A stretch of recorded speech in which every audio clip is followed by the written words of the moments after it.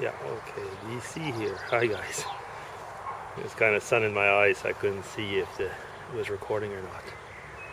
Well, today, 24th of June. I was brought up in Canada and in Quebec, in the French-speaking part. And the 24th of June was always a very special day. It was La Saint-Jean-Baptiste, Saint John the Baptist. Now, yeah, there was certainly years back a lot of religious signification to that, but for us kids it meant one thing: school's out for the summer. Yeah, because we got to St. John the Baptist and it was a day that we knew by then, at least in those days, we knew by then that school was over.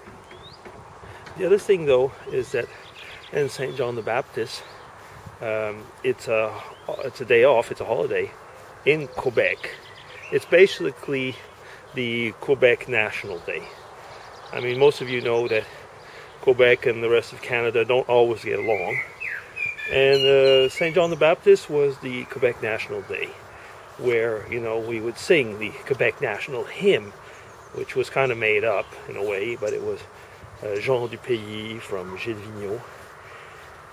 And, well, without getting into the details, a week later, it was Canada Day.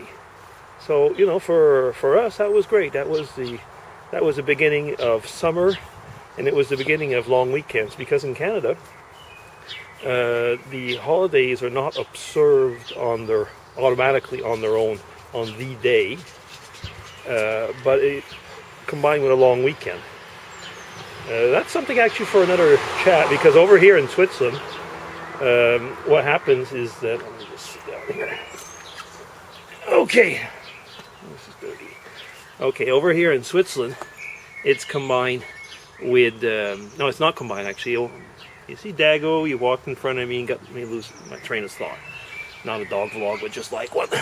No, is that the way it works over here is that if the holiday is the 1st of August, well, you have the festivities on the 1st of August. And it doesn't matter if it's in the week or on a Sunday. Fair, not fair, I don't know. Like I say, not a discussion. But I ended up talking about it quite a long time nevertheless. No, I was back to Saint Jean-Baptiste. On cars in Quebec, on the license plates, it's written Je me souviens, I remember. And if you start scratching around and you wonder, what is it that you remember? They're remembering, well, I guess from where they came from to start with, but also a fight, a battle that they lost, you know. And what does that do? If you ask me, actually, it harbors. It's part of the way that you can harbor for the rest of your life and the rest of generations hatred moments. I'm sorry to say that, but more it goes, more I believe that certain things like that, if you, and this is like if it's a whole people, a whole bunch of generations, which are basically carrying on a certain hate message in a way, and harboring something that's not forgiving. Now, I know it's way more complex than this, and some people will not hear that sentence, so I might get some, if I do, I'll probably get some comments on that, but that's not what I mean.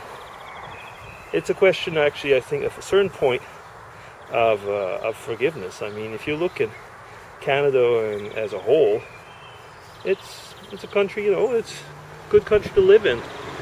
There's overall democracy, even though a lot of people don't like the government.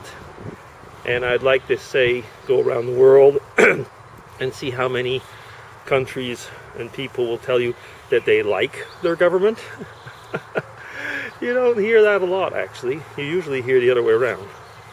Now, 4th of July is coming up as well. And 4th of July and all the electoral bantering that's going on in the States. And boy, are people getting touchy.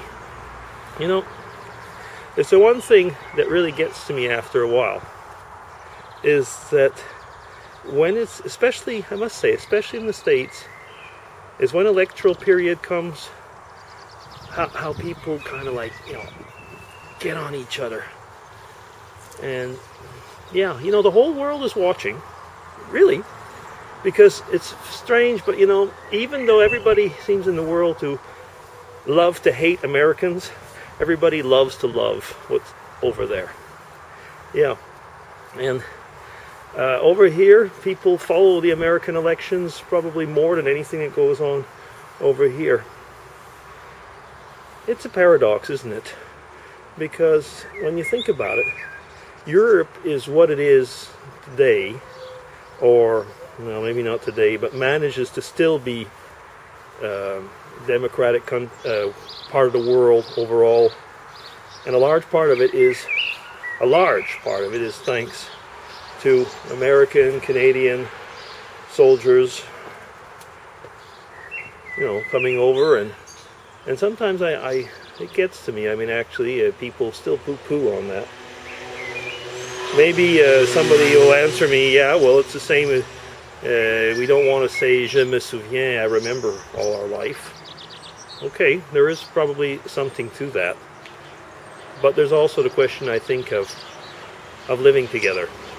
And it's funny that in today's age, where truth is supposedly become relative, and that actually is a false statement on itself, because you know, two truths you can't have a law of non-contradiction, not a law on its own.